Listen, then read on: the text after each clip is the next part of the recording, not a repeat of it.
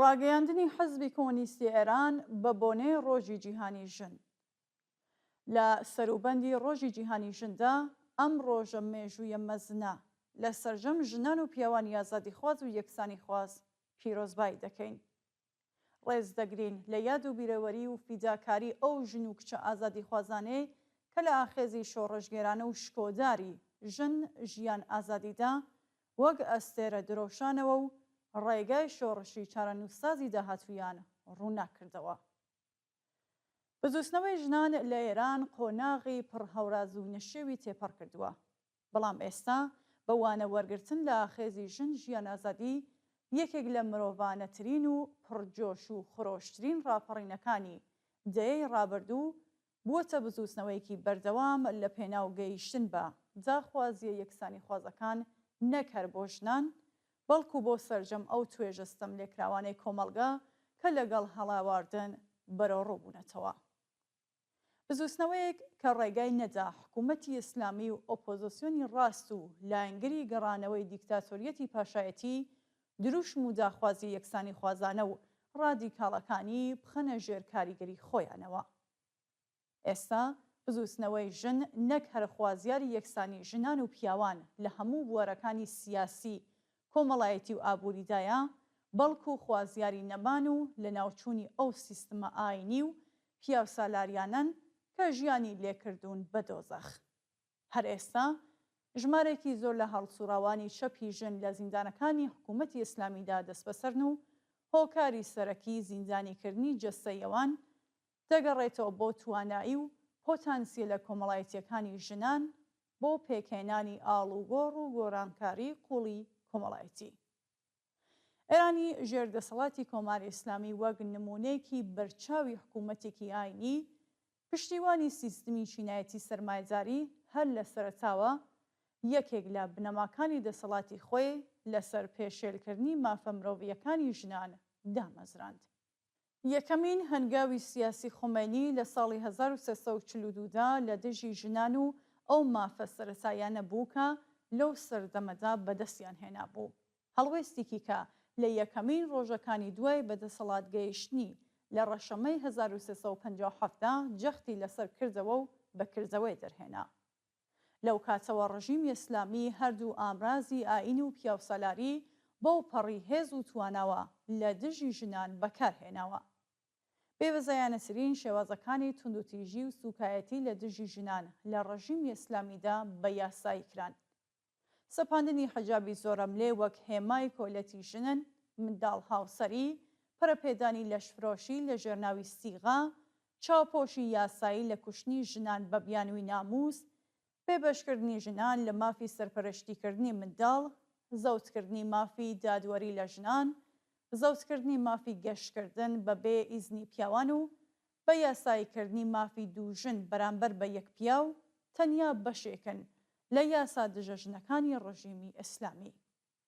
بەڵام بە بەرتەخای هەموو ڕەهندەکانی دڕندەئی و سەرکوتگەری کۆماری ئیسلامی لە دژی ژنان، خەبات و خۆڕاگری ژنان لە ماوەی 46 ساڵی ڕابردوو لە کۆمەڵگا و لە ناوەندەکانی کاردا بێپسانەوە بەردەوام بووەکە ڕاپەڕینی شۆڕژگێرانی ژن ژیان ئازادی واتە لووتکەی ئەم ئاخێزە مێژوویە نیشانیدا کە ئەمڕۆکە ژنان جێگە و پێگەی هەرەبەر زیان لە بزوتنەوە کۆمەڵایەتیە دادپەروەر و یەکسانی خوازەکاندا بەدەستهێناوە.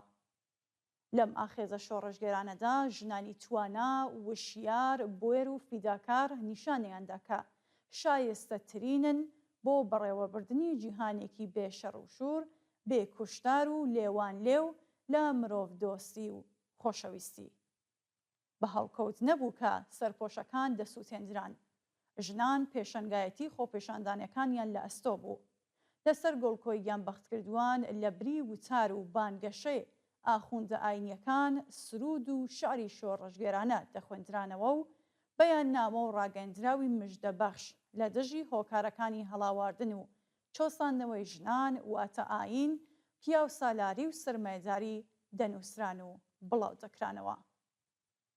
کەم نین ئەو ژنە تێکۆشەر و خۆڕاگرانەی کە لە ناو زیندانەکانی حکوومەتی ئیسلامیدا خەباتیان کرد، بە چۆکدا نەهاتن و گیانی ئازیزیان لە ڕێگای ئامانجە بەرزەکانیاندا بەخت کرد. کەم نین ئەو ژنە خەباتکارانەیە کە هەموو تابووەکانیان شکاند و لە خەبات و خۆڕاگەری چەکدارانە و سەربەرزانەی کوردستان لە بەرامبەر هێرشی هێزی سەرکوتگەری حکوومەتی ئیسلامیدا قارەمانانە خەباتیان کرد، گیانیان بەخت کرد و بوونە ئەفسانەی هەزاران ژن و کچی شۆڕەژگەر کە ناویان وەک ڕەمزێک بۆ نەوەکانی داهاتوو بە زیندوی دەمێنێتەوە. کەم نین ئەو ژن و کچە بێزار و وەگیان هاتوانەی لە ستەم و سەرکۆت کە چارشێ و حجابی زۆرەملێ ئیسلامی ئەم سەمبۆلی وەحشیگەری و بەڕبەڕیەتی پیاوسالاری ئاینیان لە مەیدان و شەقامەکاندا ئاگر تێبەردا و بانگی یەکسانی و مرۆڤایەتیان بەرز کردەوە. کەم نین ئەو ژن و کچانەیەک لە ناڕزایەتی و خەباتی مافخوازانە و بەردەوامی کرێکاران، خوێندکاران، مامۆستایان، خانەنشینان و دادخوازاندا بە بەرزکردنەوەی دروشمی ئازادی و یەکسانی هاتنە سەر شەقامەکان. سنگیان لە بەرامبەر سەرکوتگەرانی بێبەزەیدا کردە خەڵغان و ترسی مەرگیان خستە ناو جەستەی لەرزۆکی حکوومەتی ئیسلامی ئێرانەوە. لە ئێرانی ژێردەسەڵات و سەرکوتوی کۆماری ئیسلامیدا ڕۆژی 8 مارس ڕۆژی جیهانی ژن ڕەسمیەتی یاسایی نییە. دژایەتی کۆماری ئیسلامی لەگەڵ ئەم ڕۆژە لە دژایەتی ئەم حکوومەتە لەگەڵ ژنان و هەر چەشنە بزووسنەوەیکی یەکسانی خوازیەوە سەرچاوە دەگرێت. 8 مارسی ئەمساڵ دەتوانێت ببێتە ڕۆژی خستنە ڕووی ویست و داخوازیەکانی ژنان، ڕۆژی بانگەوازی یەکسانی ژن و پیا و ڕۆژی ناڕزایەتی دژ بە توند و تیژی لە دژی ژنان لە کۆمەڵگای ڕوو لە ئاڵوگۆڕی ئێراندا. ویست و داخوازیەکانی ژنان و ویست و داخوازی چینی کرێکار و بەشی وشیار و پێشکەوتن خواز و یەکسانی خوازی کۆمەڵگەیە.